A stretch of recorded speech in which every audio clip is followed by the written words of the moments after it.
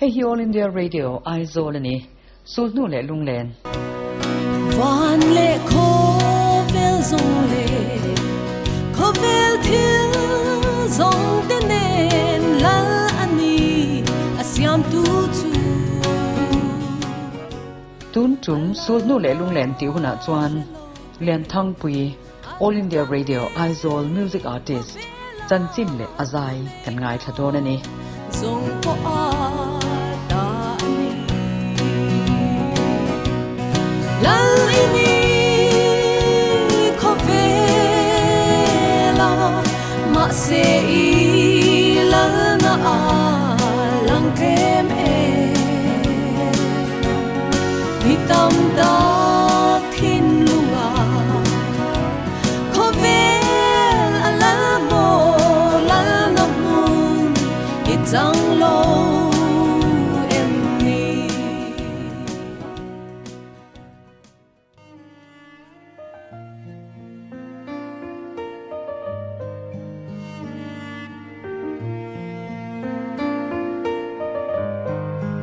puar pa kung ale epizoram lian ite fanune chun ma pui tian ko duat lian thang pui hi June ni thum sangkhat zakwa samsari parukhan civil hospital aizo la lo pianga mitam takten kan shat lar dana chuan lalini ti hla moi takle nung takaron sachin kha ni a anuta nei chun samuel lian chung nunga ma ma chuan kum sangkhat zakwa samkwa pani khan he khovel he lo chwa san to a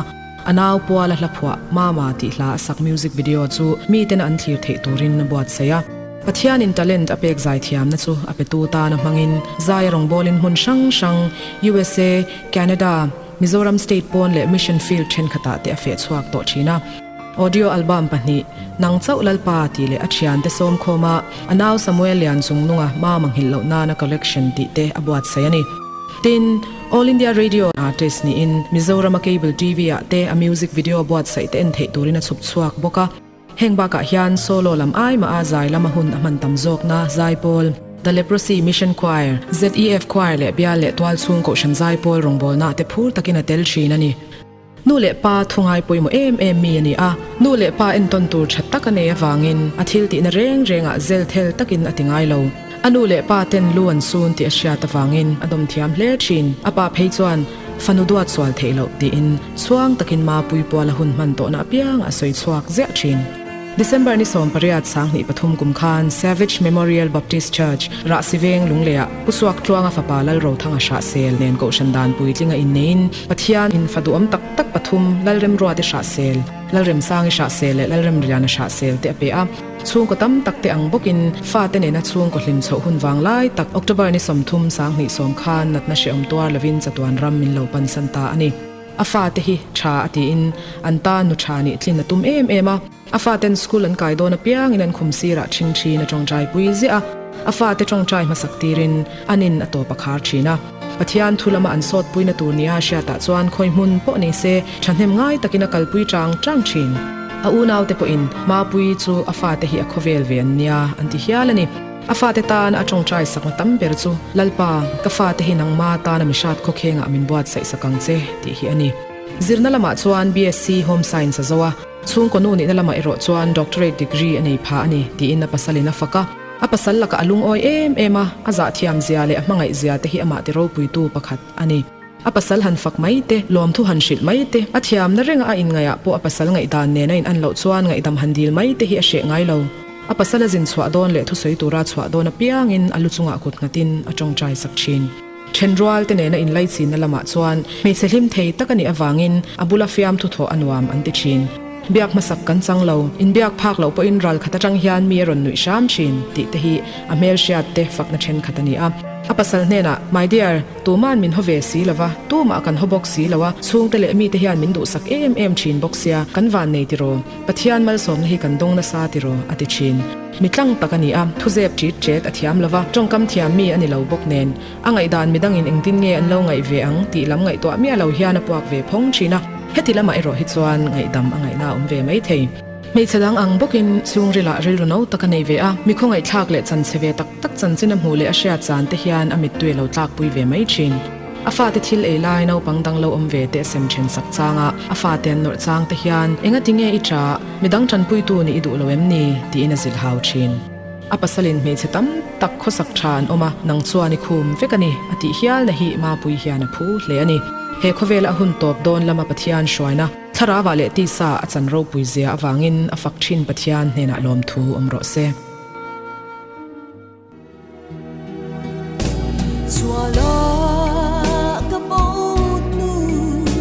Kristan min song mu avan ro puina kal sanin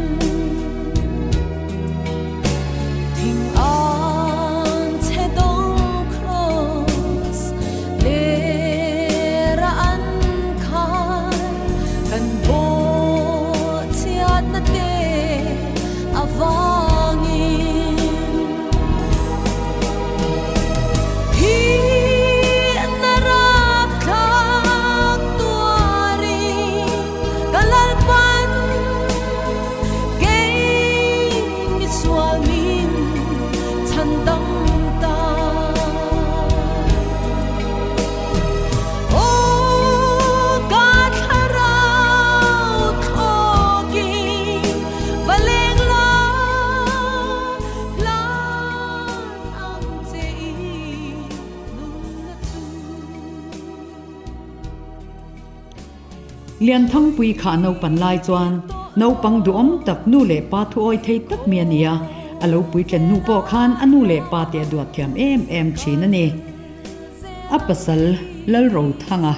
marobanen fa pathum an nei te ani aboral kum khan au pa ber lal rim roti sha sel kum rok adot tu lal rim sang sha sel kum li le anau pang ber lal rim lian na sha sel kum ni te an ni a an chung kwain chon puya anin bol sang bea ti chuan ama ma pui kha anau pan lai atanga no pang duom tak ani ang reng khan anu le patan faduom tak ani renga in rel sang ma se in khatangin anu le patenen an kho sa ho zelani weite tungi mingle kaming zulal rumrati sha sela ni a kan unawa a upa ber kani izai theingem izai kan ban ngai thacha embe o zai theye ole englangi sakang kanoi na lo sakto iro puinan ti khakalo sa donani ngai thang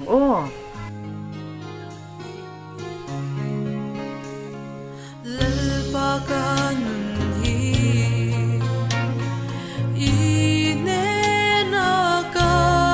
inenakane itan thuin kai shwayang te irong bolata min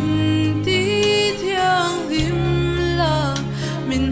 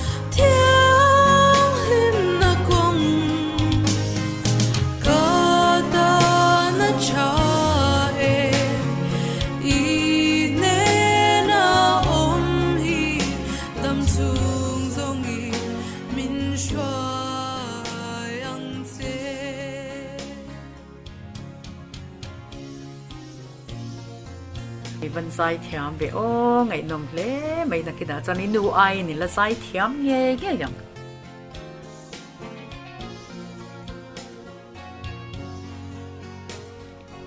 ma pui kha le kha theyam to ka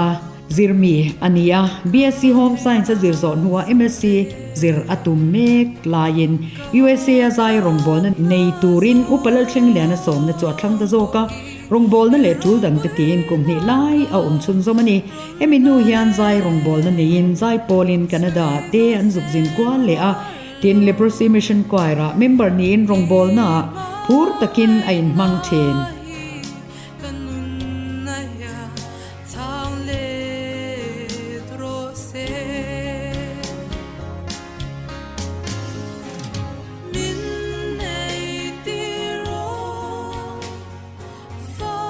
hei pumaro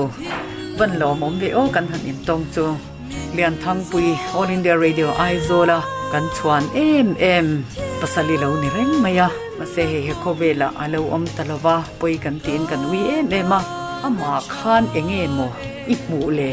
timai te ang nu pa India he fa pathum in nei tro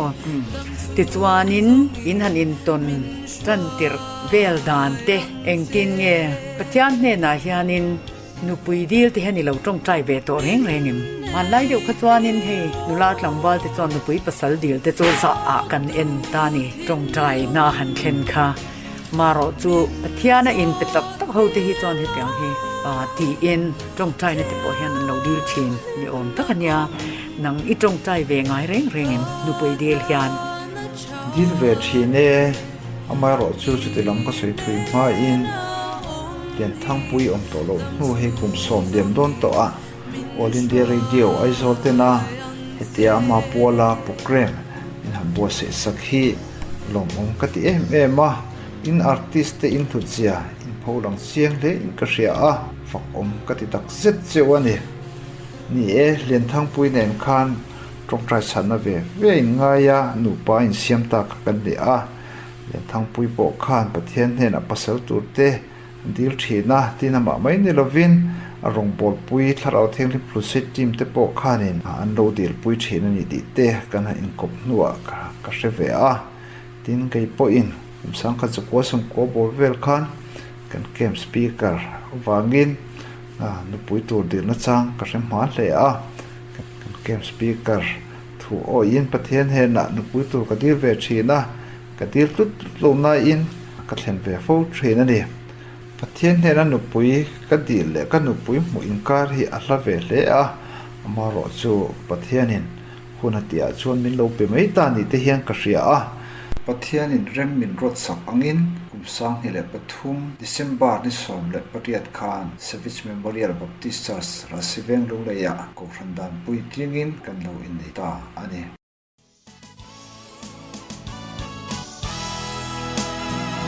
ni tin thim lan xóa nó công sẽ lâu hiền cần và bầu chín thân đâm tuổi kia ngã ôm cái du đi công cái bầu lâu na lan xóa nó công sẽ lâu tới ta xoay tuổi ni ô lại rồi quý về công bầu tới ta em nay ni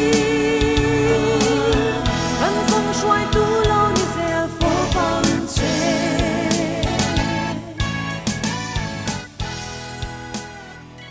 có vẻ bộ lâu đang là mình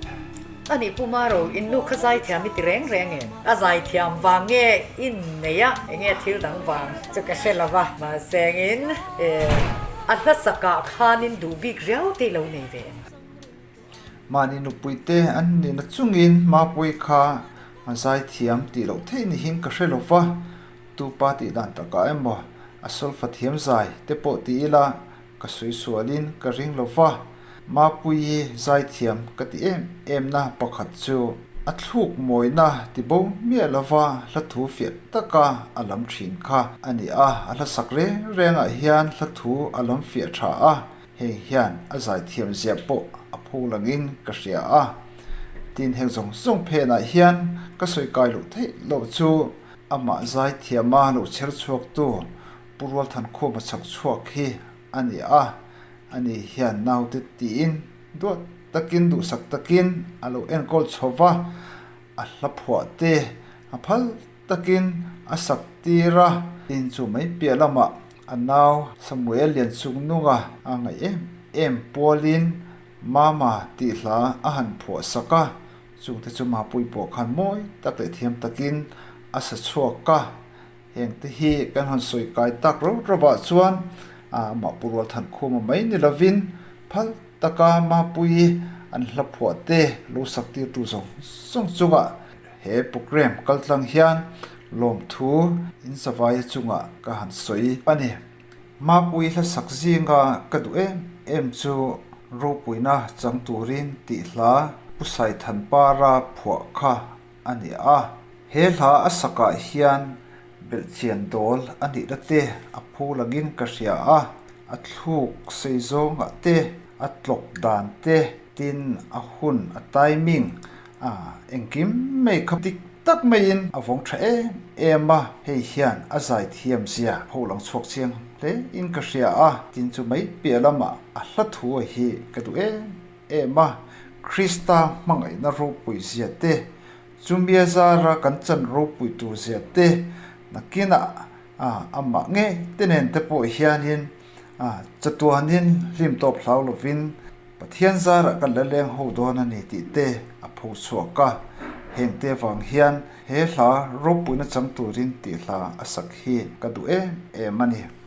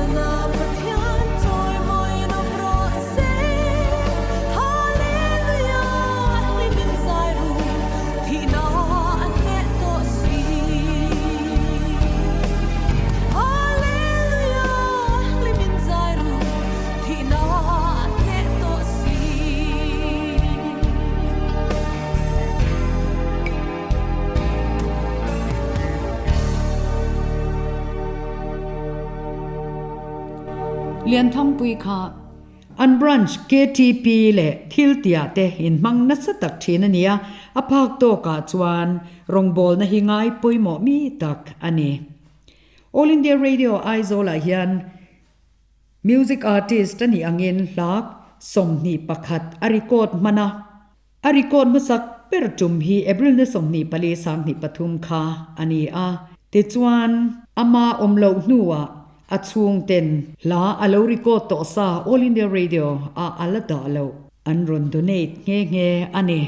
anaw te LIANTHANGPUII le VL nei thangi nu nui tenen pastor Liandowatu te ti ming choin mun sang sanga zai rongbol na an nei thina elem Christmas collection a hla te po an lo thum to a pastor Liandowatu te ti ming choi tho hian aboral ma kum samni pakwa kum tob lam khan kum tharla kan nga kum thar ti chu mimi ren thlele Jeffrey te tel belin an thun bokani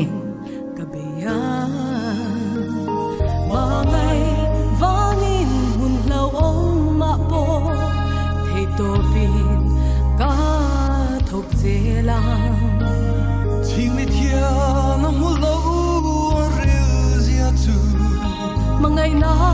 thuk le sao sia chu mangai na phong kim ka thin lunga hian tu na ka lo sheta ka tan lo ka lin tuarin na thia ding lukum tu khumi so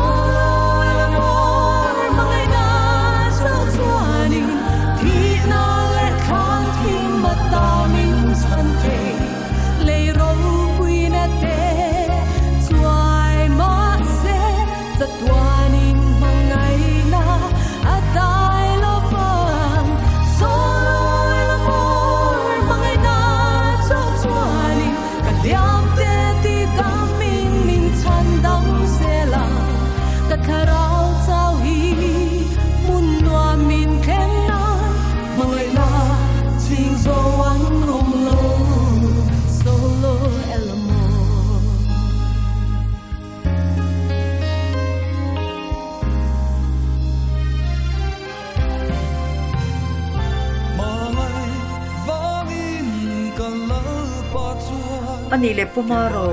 ilung te hi leng te chinim o engtin ye no pang te ne nei han am chang hianin che om ti viau chang te hi nei ilung neng lu tu hian la te po hi lo phwa hian lo mo along tor to te na an soyang de hi ni a khi tho angani e anti a ar pen fu ve viau di hi chu aw ve du khop mai amai ro chu với đi khenga karil ro tin em thin to ka ngai tu that ngam lo ma se ka ngai tu na lo lu be fo thit chu kan fa te a hian ani a kan fa te na an dam chu maya nu nei zia po hre lo wa nu ma ngai na po lo wa an han thang de be ring to ka ngai tu cha hi chuan karil ru na hi atir ta ala dang lam lo hre renga maro chu pathian khongai na kan chan zela lapho ve reng lo tu te kha pathianin la thu te min be ve a chu te chu a thluk te siamin ngai thlak ve thei tur chuan kan bo saya pathianin remati ni chuan october ni som thum hian alung phun na nei kan tuma chu huna te chuan tlang za na hun te nei kan tuma hetia min han zo chhuata ka chuanin kain sum zo lo mai anga tlema song ademo kan han siam te hi angai thlak tu te chu a omang chu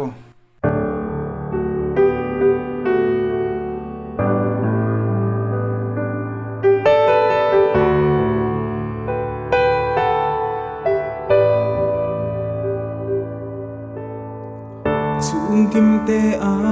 lim zai vo laya chatuan lal rem ruat na lo theng lal ni ti ui che avan har e thin lai ana vong vong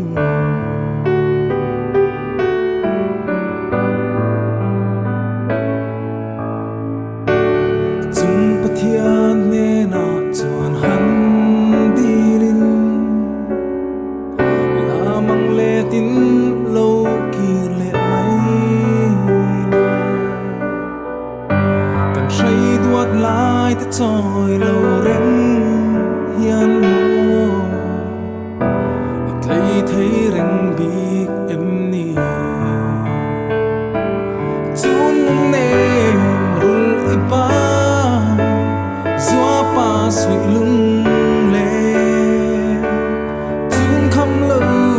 nào pha tin sui lung dam na zua pa tra an bele chun o an bang thei lo shi ka hai mane ma pui avan ro pui em angai nom hle mai vai han ngai thak avachak om em a release hun anga lelom hle mai a choti zong chu tun tum sulhnu le lunglen ti huna LIANTHANGPUII CHANCHIN le ZAI then khatna kan ngai thak thei chu lo ni ta a then ni na thale October ni som ni pali zandar kwa le chanvea kan ngai thale don nya All India Radio Aizawl atang puan chuani van lệ khô vel dòng lệ khô vel thiếu dòng tên nên lal ani asiam tu chu alal na shalote an tam nge khô vela tu nei na dòng po a ta ni lal ini khovela ma se lal na lang kem hitam da thin lunga khovel ala mo lal na mun itang lo em ni rồi môi na phật na zon ro pui na môi na ne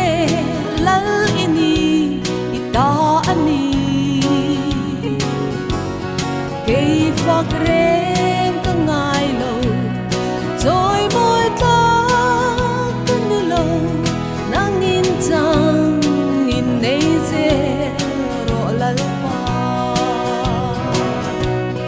lal ini khovela ma se lal na lang kem mitam da thin lunga khovel ala mo lal na mun itang lo em ni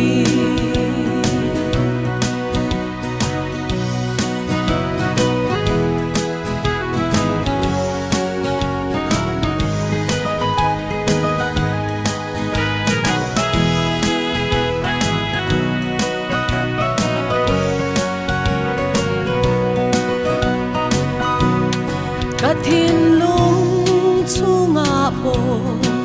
khovel thil tang tak ten lal na min ron chu me ke ma se om mangai tu ilal na thin lunga omin che ngin lal ber vang che lal ini khovela ma se lal na lang kem mitam da thin lunga khovel ala mo lal na mun itang lo em ni lal ini khovela ma se lal na lang kem mitam da